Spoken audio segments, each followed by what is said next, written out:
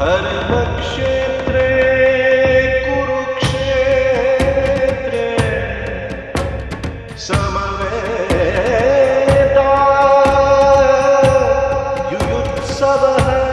ओम सहनं भवतु सहनं भुनक्तु सह वीर्यं करवावहै तेजस्विनाधीतमस्तु मा विद्विषावहै।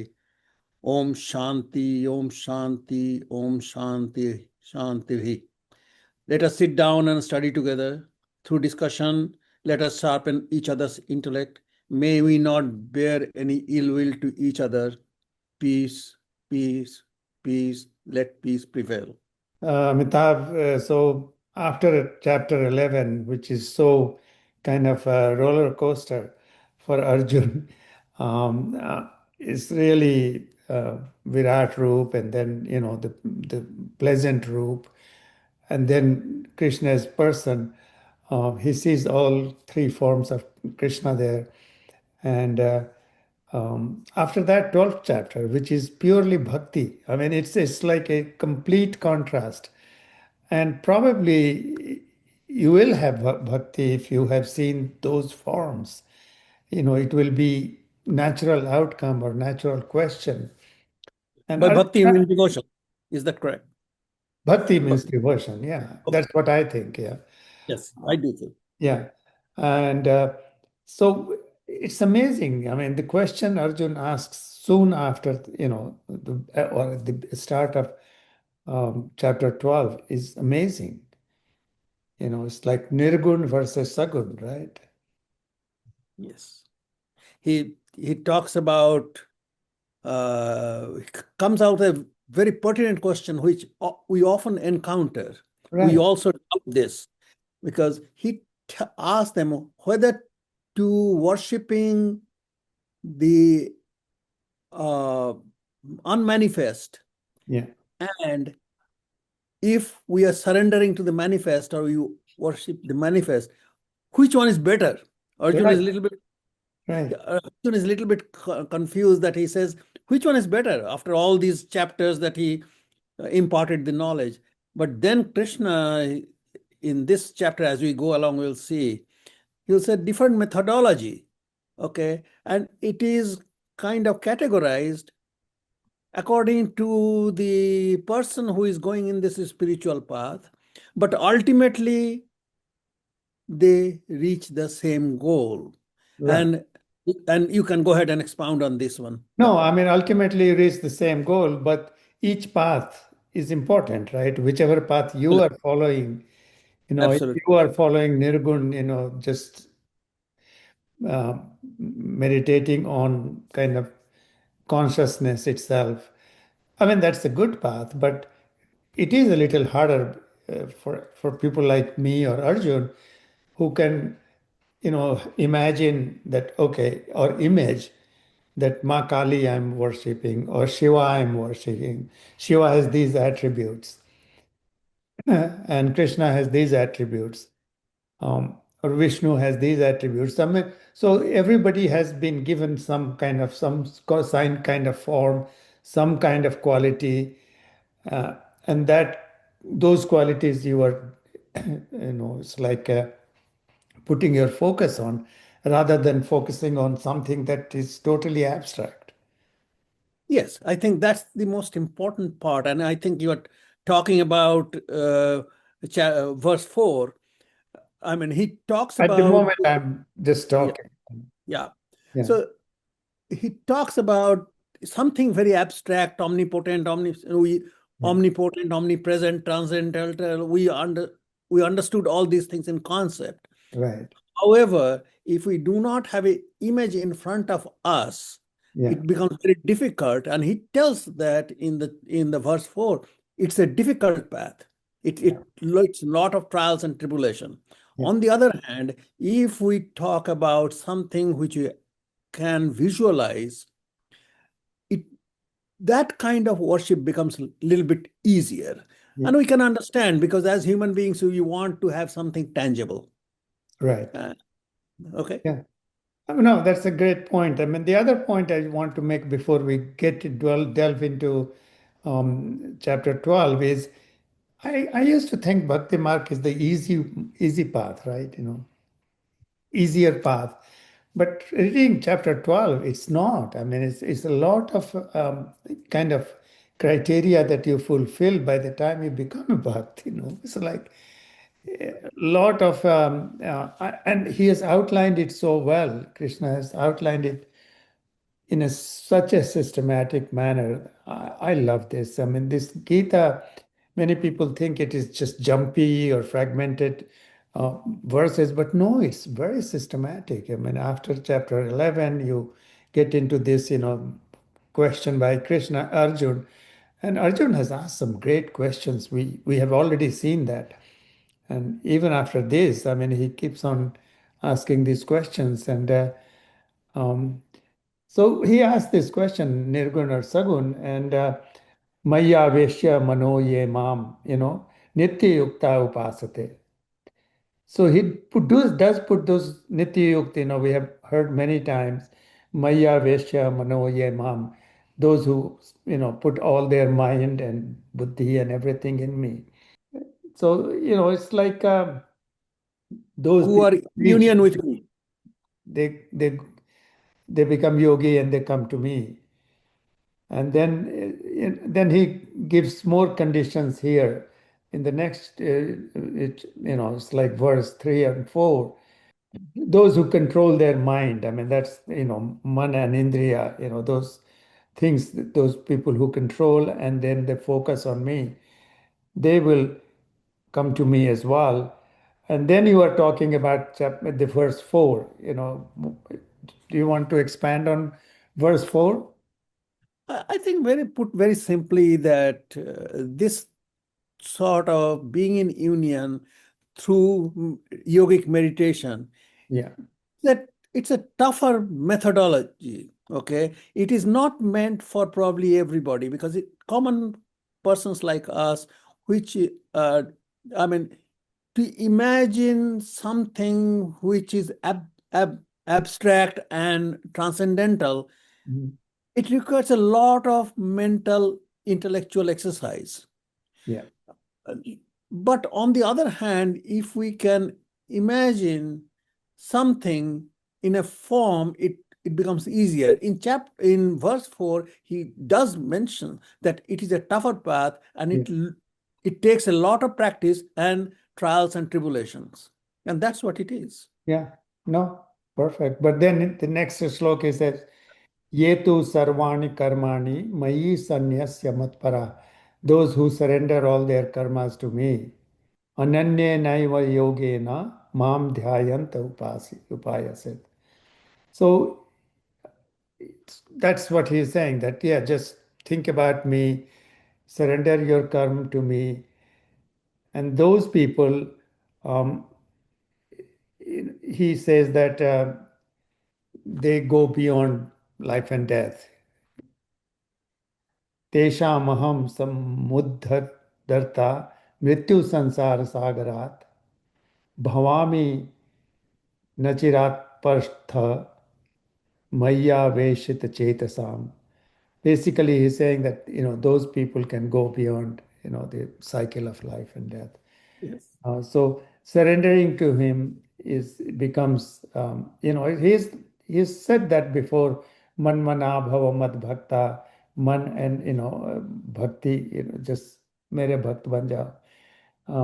And from 8 to 12, I love the whole laddering that he has given. So first he says, Mayeva mana adhastva Mayi buddhi niveshaya. So give man and buddhi to me. This is a good path that, if you do that. But if you can't do that, then he says, Athachittam samadhatum na saknoshi mayi sthiram abhyasa yogena tato mamim cha tum dhananjaya. So then you do abhyas yoga. So first one, man and buddhi, use your man and buddhi in me, kind of surrendered completely. and do it. If you can't do that, then practice, thinking about me. So there is a difference. One is practice means it's not really devoted. If you are not really um, into it, but you are doing it maybe even as a just as a practice, like you practice bicycle or practice surgery or practice something which is, even if you are emotionally not deep into it, um, you are still doing it. So that is his second best, he says. And then he says, even if you can't do that abhyas, all the karmas surrender to me. So he goes step by step, and he keeps going, giving this, you know, this is the top one. Then if you can't do that, do this. If you can't do that, do the next one. And then he says, if you can't even do that, then the last one he says, Sarva karma phalatyagam tatah kuru yatatmavan. So just you have done the karma, you got the result, and now just abandon the result. So, from beginning, when he says that, okay, you are completely in me, then he says you try practice, thinking about me. But in the end, he says, just give the fal tyag. And then comes the 12, which I think is an amazing, amazing verse, which we were, just discussing before coming to it. Um, what do you say so far? I mean, Try to get the conceptual part. One is very, very intellectual path, realization path through our intellectual development, spiritual development, and yeah, being in union. yeah, Okay. right. Okay. And that is very abstract type of worshipping. Mhm. It is a very difficult path Yeah, for everybody. yeah, Okay. That is up to verse 4. And then he says that there is something which you surrender your mind and intellect to me. right. Okay. If you can do that, keep on practicing it. If you cannot, if you find that is difficult, Just then surrender all the karmas to me. yes, and all that. So But this if you can't do that, surrender the then results. then follow the path that I have described. Okay.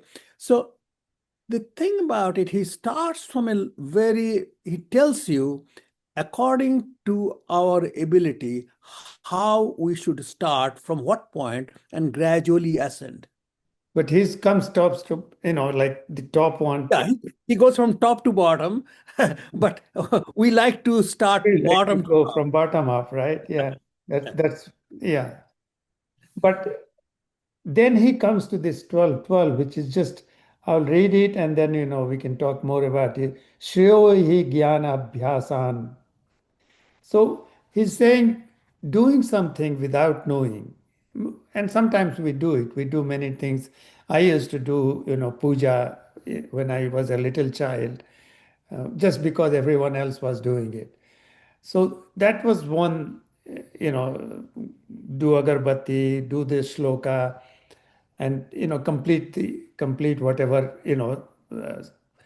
uh, kind of piece you have, or whatever setup you have for doing that half an hour or 10 minutes or 15 minutes. But I had no knowledge of those. I could recite them, but I didn't know the meaning. What you are describing is for our spiritual status.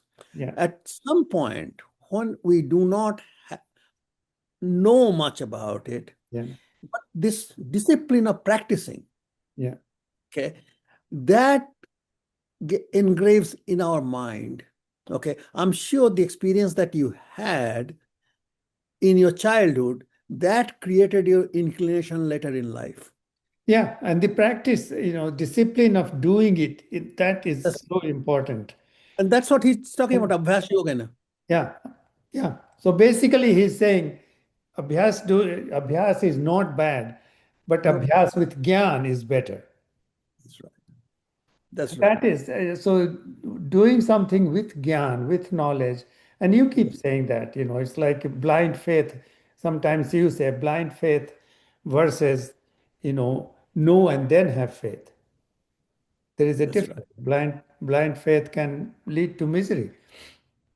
Yes, it is. And unfortunately, uh, unfortunately, because blind faith lets your imagination run wild, you create different kind of Yeah. stories, and we start thinking that is the scripture and all that. Okay, Yeah. whether those are nice practices, maybe, but they do not impart knowledge. And Yeah. that's what, so it doesn't have a very lasting or communicable understanding Right. concept. And then it says jnana dhyanam vishishyate. This is really so sweet. And I keep saying that the core strength of Bharat or India is dhyan. And because from there, everything comes, creativity, gyan, and everything comes from there. So he very categorically says that, if you are practicing without knowledge, it may not be bad, but with knowledge is better than practicing without knowledge. And beyond, above that is dhyan.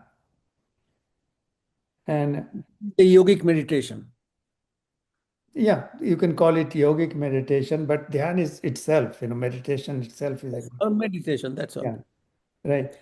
And then he says, which it really amazed me and shocked me in some ways, dhyanat karma phalatyagat. I mean, even beyond dhyan, or even higher than dhyan, is karma phal tyag. We want to hold on to everything we achieve. We love our certificates and medals and everything. I don't think he is saying that throw that medal in the river or something. He's saying that you become non-attached with those, let them go, because those can become your bondage or baggage. Exactly. Exactly. The point is, yes, you go through the training, you earn degrees and all that. But when it comes down to the real work, okay, that defines you, not your certificate and the titles. And the problem is that if we get too much attached or get a good work or a good deed and attach ego to it, the function of the good deed is all gone in Yeah, that. The moment we attach our ego to that. yeah. Okay. Mhm. So, which you just said, karma phala tyagam. Yeah, Okay. And we talked about that in chapter 10 and others, that from the from being doer, being agent of the deed, to and that's what is important. When you become no, agent agent, of the deed is for the doing the karma. He's yes, now talking about once you get the result, the outcome. Let that's go. right. And even if you Yes, don't let go, it's gone anyway. So, yes, so it's better to let go. And it says that it gives you immediate shanti. yes. So And somehow I think holding on to those golden looking things may bring us shanti. you know. actually, in Buddhism, that's the whole idea of being in present. Okay. I am I'm reminded of a Zen story. One lady was very much mad at her husband because he was not listening to her, and she was mad. So the Zen master asked her, when this thing happened. She said 7 days back. So he said, the event was 7 days back. You are still being there emotionally Yeah. 7 days back, but it is 7 days after the event. Okay. So what I'm saying by that, if we hang on to these emotions attached to a particular event or deed, okay, we are static at that point. Yeah. Okay. So if we give up our result of attachment to result of action, we do progress. Our mind is Yeah. very You're on to clear. new things and new creativity and That's right. new, karma phal. So Yeah. there is no hang up. No, there is no hang up. So that's what I'm saying, that when you think of bhakti, you think purely of, it's like Shastang Dandavat, you prostrate yourself on the gym, on the land or on the earth, and that's it. But it's much more than that. I mean, it's more than, I mean, he talks about Gyan, he talks about Dhyan, he talks about Karma Phal Tyag. I mean, all these, are kind of framework for being a good bhakt. Yes. And yeah, no, I mean, that was not my idea of, bhakt, it was totally different, totally simple, but as if the bhakt doesn't need to know, bhakt doesn't need to meditate, bhakt doesn't need to do any karma. He's doing everything, or he's making them do, or expecting them to do the things. Um, and then it starts a different journey. I think it takes a totally different turn here from 13 to 20. Yes. You see, the important point is it is our internal change, internal spiritual change. Yeah. When we put more importance on the external appearances, okay, we get diverted. Yeah. What is the ultimate goal? Ultimate goal is spiritual evolution. Yeah. Okay. And that is the true devotee. External things, I think you made a very good point, Amitabh. Krishna is not saying, lie down on my feet that's right. or wash my feet and then That's right. drink the liquid or fluid that you wash with. He's not making any of those so-called gestures, He's making changes in Arjun rather than making him do things, which many times we do as if we are, doing without knowledge, as he says, without knowing, in the name of bhakti or in the name of, our devotion. Uh, Sometimes we do things that we should be doing. But Krishna has none of those, requirements are here. Arjun, you need to behave like this. You need to be a good boy. None of those things. I mean, he's talking on a very high level. You see, this is what I really, really enjoyed, and I did talk to you about it many a times. This is not a commandment which stagnates your thoughts, your flow of intellect, your flow of self-examination, analysis. Yeah, This is something which propagates your self-analysis towards self-realization and spiritual ascent. Okay. So here, the onus is on Arjun yeah, rather than commandment. right. The onus is on Arjun's, state of his That's right. existence, That's what right. he should be, rather That's right. than what he should do. That's right. So, yeah, I mean, 12 is amazing. I mean, it just kind of a capsule, it's like a formula, it's like 12, 13 to 20 has one thing in common, which is, very interesting to me. And probably this is the first time we encounter that. Krishna doesn't say that I like you or I don't like you, because he says that everyone is same to me or equal to me. But who is Priya to me? Same Priya, Yes. or, such a May Yes. Priya.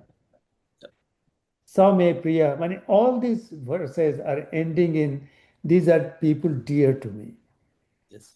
And who are dear to me? Not the one who brings kind of gold or silver or ruby or material things to him.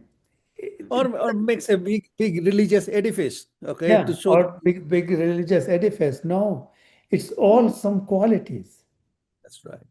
And all of them, he goes, in a systematic fashion. It's like he's emphasizing intimacy. These people are dear to me. Who are dear to me? So dear means there is some relationship, even though he says nobody, everybody is equal. But who stands out in front of him? Out of billions of people, who stands out in front of Krishna or God or Brahman? People with certain qualities rather than people with certain belongings. That's right.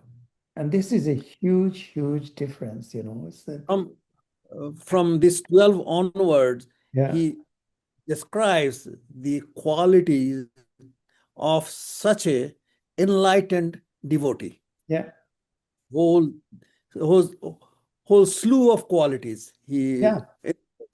I mean, the first, the 13, 14, Advesta Sarvabhutanam Mantra Karuna Evacha Nirmamo Nirahankara Samadukha Sukha Kshama. I mean, who is equanimous in sukh and dukh, in happiness and sorrow, who doesn't have ahankar. And so he has some of these qualities which are foundational, mind and heart things. Yeah, So, actually, he described some of these in the chapter's end of chapter second when he talks about the characteristics of yogi. Remember that? you mean the Sthita Pragyas, Kabha? Pita Pratya. Yeah. So many of these things have been talked before earlier. He kind of summarizes these. Now he summarizes the whole Yeah. thing. And then he said, Mat Bhakta Sa Me Priya. I mean, these people who Are have dear their to me. heart in the right place and their mind in their right place, you know, they are. And then he goes, the lok and the relationship with outside, immutable person. Yasman no dvijate loko, lokan no dvijate chaya.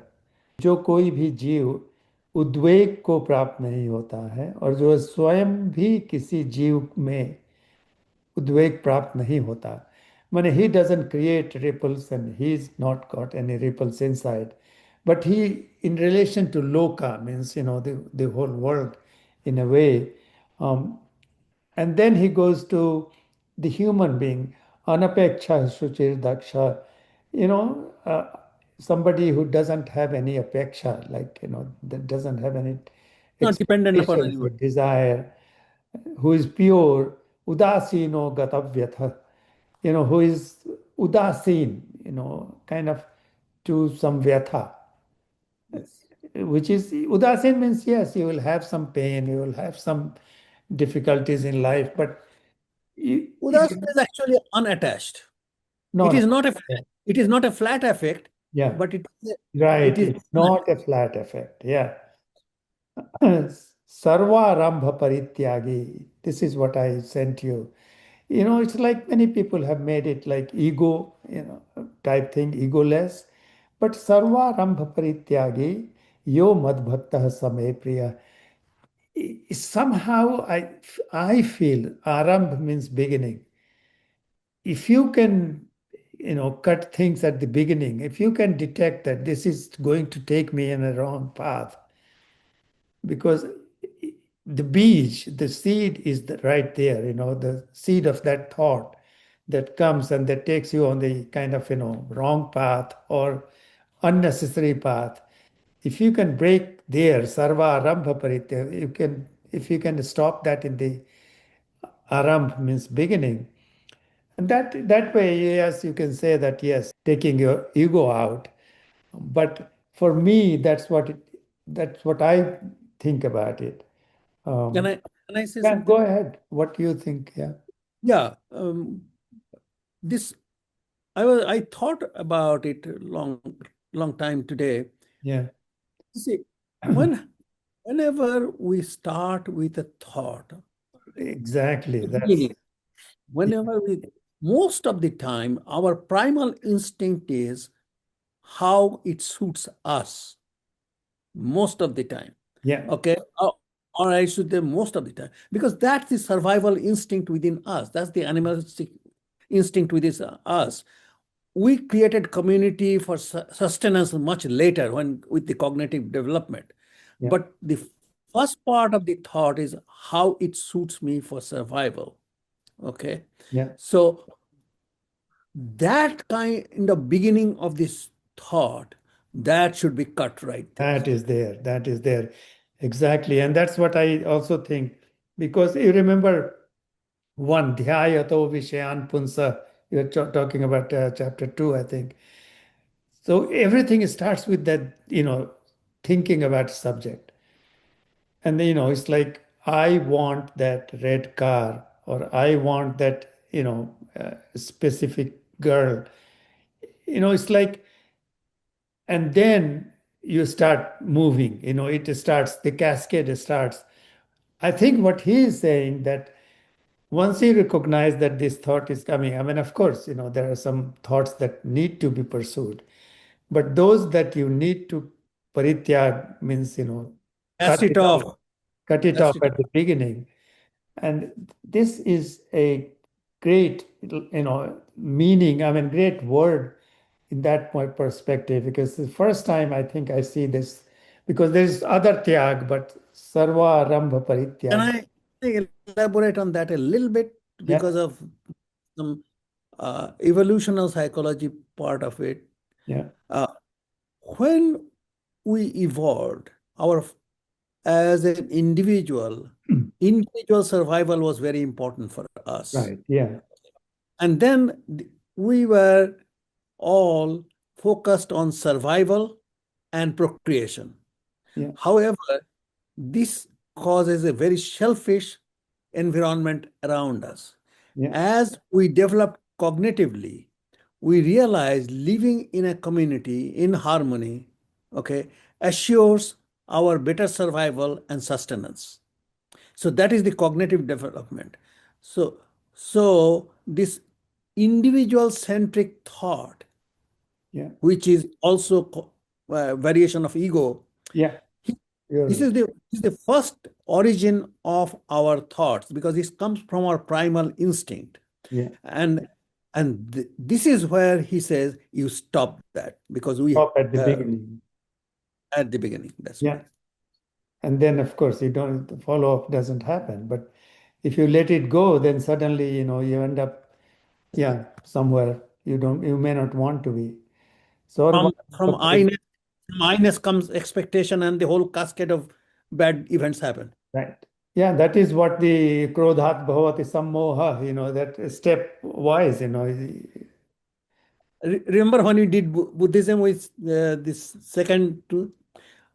Cause of our sorrow is cause of our suffering is tanha, our desire or thirst, yeah. expectation.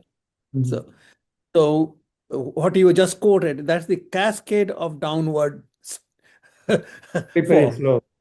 Yeah, Yeah. that's right. So then he keeps going on one after the other. Then he talks about um, equanimity. That's the next verse. Yo na hishyati na dveshti, na sochati na kankshati. Those who are, it's like not disturbed or not thinking about things, who is neither happy nor sad. Um, Shubh, Ashubh, good and bad, of course, it may, he's the same. So that's, he's also dear to me. And then, of course, Samah Shatro cha mitre cha, similar, he's similar to me. This is not easy, though, to Shatru Mitra, it can be easy, the same. Tatha mana pamanayo, sitoshna sukha dukkhesu. Um, I live in Maine and you live in Michigan. We are cold, So basically, Wear a he heavy said jacket. he doesn't say don't dress up. Of course, you have to dress appropriately, but you don't think bad about cold and good about, good weather and bad weather. we always say that good weather and bad weather, but You he's remember trying, he's trying to say that, yeah, cold happens, you know, heat happens. what you just said is important, and I cannot stop elaborating that point again and again. Yeah, It's the absolute truth and relative truth. yeah, Okay. Now, the thing is that if I succeeded in this town, yeah, okay, I mentioned that before, this town is great for me. yeah, Okay. If I failed in this town is pretty bad for me. yeah, It, it is from my perspective, but yeah. the town remains as it Town is. doesn't care. Town doesn't care. The town When doesn't care. if a tsunami happens, because the tectonic plates move, it's a natural event. If there are people in the path and they get killed, we say, oh, how terrible it is. Yeah, But it's a natural event. It didn't think that I'm going to kill these people. right. Okay. So that is a very, very important point. Most of in chapter second, we saw that equanimity is very important for our mental balance, psychological balance. I think Okay. yeah, but it's also, it's like it's the reality. Yes. Heat and hot and Yes. cold is But part of a how temperature we how we gradient. perceive it, that's important. Yeah. How we perceive it. Okay. How we As you perceive said, it. Yeah, so the perception is important. I hate snow. I hate yeah, cold. You know, why are you here? It's that's like, right. You can change it, so to change it. But yeah, if but you are going to if you are going to live in Michigan like me and you Maine for you, well, cold is a part of life. yeah, but That's you protect yourself, yourself, you take all the precautions, learn to dress, you learn to, if you're, drive you carefully try, and all that. yeah, enjoy the snow. Um, so that's what he says, Sitoshna sukh dukhesu samahasanga vivarjita. And then, the next two, he just expounds on the same thing. Basically, what I kind of get from this is that the closest you come to Krishna or Brahma is that you are priya to them, you are dear to them. That's the ultimate relationship that you will get there, and that's what Arjun is there. And how do you do that is by improving yourself, basically, in all aspects. It's not just one aspect. And even when he says that, give your man and buddhi to me, the moment you do that, he makes you work. So it's not like you your work or your life gets easier because you have surrendered to Krishna. Um, You see, when he says, give your mind and offer your mind and intellect to me, yeah, he doesn't mention, he doesn't mean that you become mindless or intellectless. right. It is, Yeah, you have that mind and intellect ordained as ordained by me. yeah. Okay. And As you said, as we talked before, you said or we talked, is we are part of an, it's like whole global cosmic phenomena is evolving and things are happening and we are part of one piece of that. we Uh, are human component of this great sacrificial yagna yeah, of the world. right. You can, yeah, yagna is a good way to say it. But yes, there is things happening. Most likely they are evolutionary, ascending thoughts. Um, and we are part of that, and we should be kind of thankful for that. That's right. And that thankfulness is kind of bhakti, in its yeti udharmya mritamidam yathoktam paryupasate shraddhana matparama bhaktaste tiva me priya. This is the last verse. And he says that one who जो श्रद्धायुत पुरुष मेरे परायण होकर इस ऊपर कहे हुए धर्ममय अमृत को निष्काम प्रेम भाव से सेवन करते हैं वे भक्त मुझको अतिशय प्रिय है. So basically, he's saying that follow chapter 4 and you are dear to me. Yeah. Sorry, Follow chapter this. 12. Yeah, basically, he enumerates all the qualities, the methodology, and he says, follow that. Okay. And if you follow that, then you are very dear to me, which means we have part of this global village or this whole, and this is our spiritual ascent. Yeah, Okay. And this is the spiritual development of our intellect, of our mind, and then it reflects in our work. Okay. yeah, And and that's what is important. And that's where the importance of Gita is. In this chapter, I I love how Arjun asked that question, which comes in our mind all the time, whether to be totally surrender, or whether through knowledge or whether through meditation, which one is better. And then he says that there are different paths. Okay, there are some spiritual path which is more intellectual. There are other things which is more performance part. And then he talks about different steps of performances. yeah, And when we do that, what are the qualities are we striving for? yeah, So from 12 onward, he till the end, he enumerates all those qualities to look yeah, for.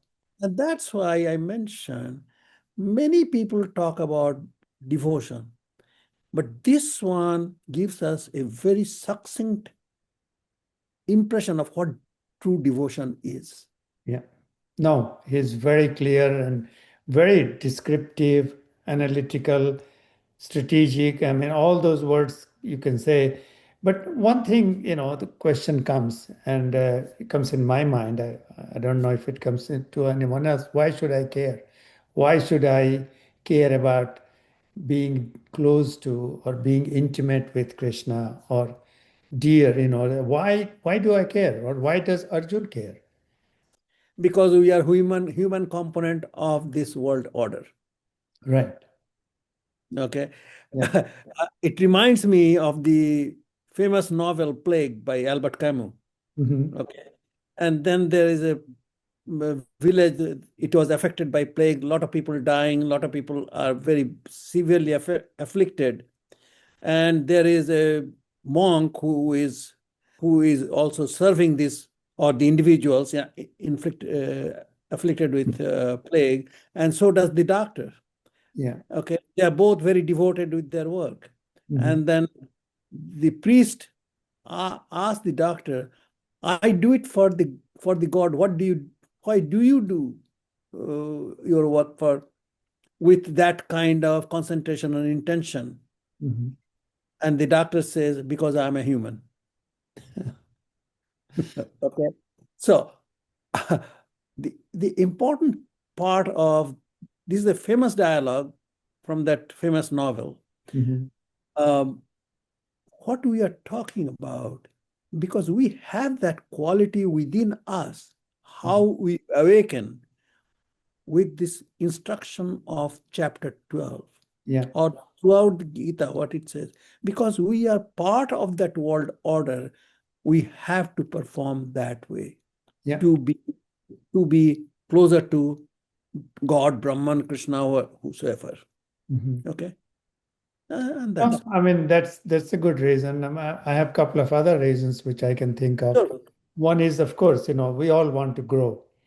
Yeah. And what is our ultimate growth? What I mean, especially for you, me, who have become doctors, we became successful in our careers. We had family and everything else, and you can say God has been kind. But is that the ultimate? Is that all we wanted? Just kind of some name, some fame, some material gains? I mean, is that our ultimate goal?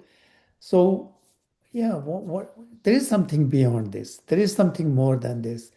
And that, I think, drives me to come closer to Krishna or the God or whatever other forces we have. Find a famous like Bollywood or Hollywood or it's like an influencer, hero figure, and you go and take a photo with them. It's like, what is in it?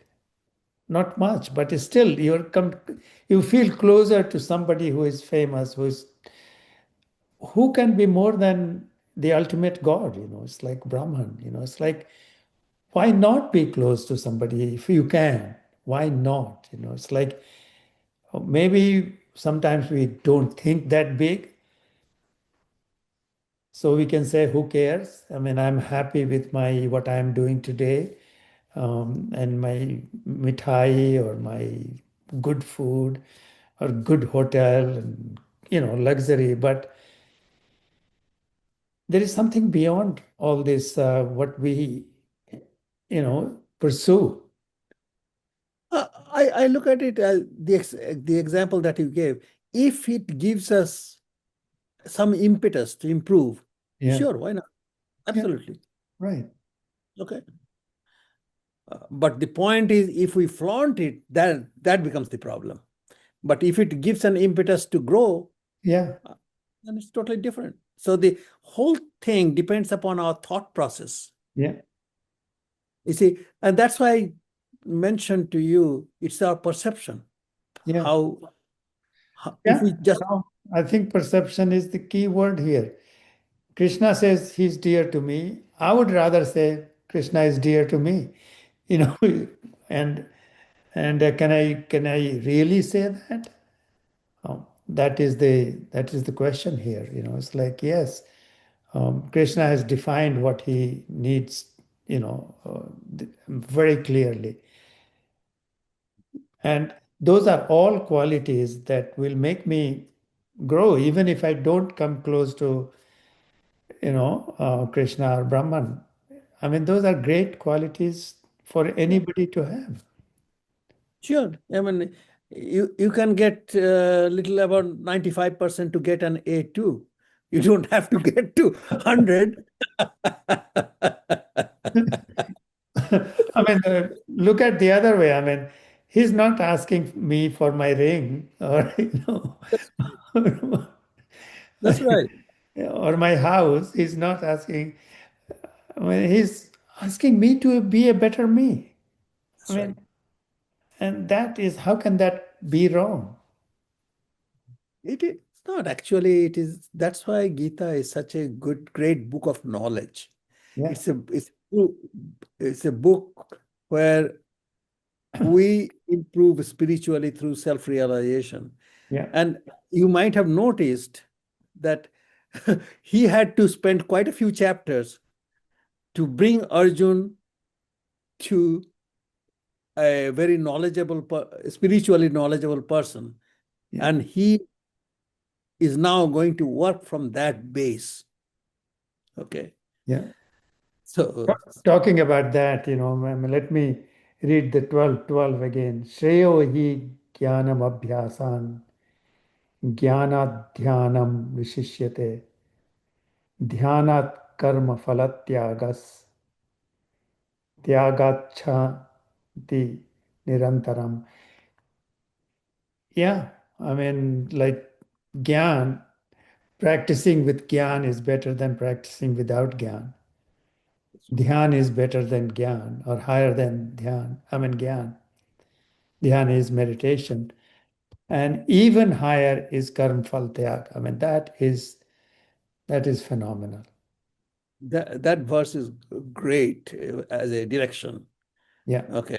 For most of us householders, yeah, okay, that is the key verse. yeah. Okay. So Because next most time of you the do something, do it with gyan, right? We do and that yes, in surgery, like that's our profession. We don't go and do surgery without gyan. exactly. Or when you How came many to years of gyan we do before we become? or remember, I often tell you whenever you say something, well, let me read that one. Yeah, Okay. Even today, when we are discussing, yeah, you came prepared reading after reading chapter 12. yeah, So did I. Without reading, we cannot discuss it, period. yeah, So knowledge is the base. And based on that knowledge, if we function, then the functioning becomes a lot better. Remember in our anatomy dissection class, one of the demonstrators used to say, your eyes cannot see what your mind doesn't know. Yeah, right. Yeah. You often, I Gyan was is, mind is, yeah, that's right. Mind represents Gyan, right? I mean, so. Yes. And I was very young. That sentence really stuck in my mind. Even, even after these many years, I remember that. Okay. Yeah. So 12, knowledge. 12 is going to stick to me, you know. I, किमकुर्वत सन्निधौ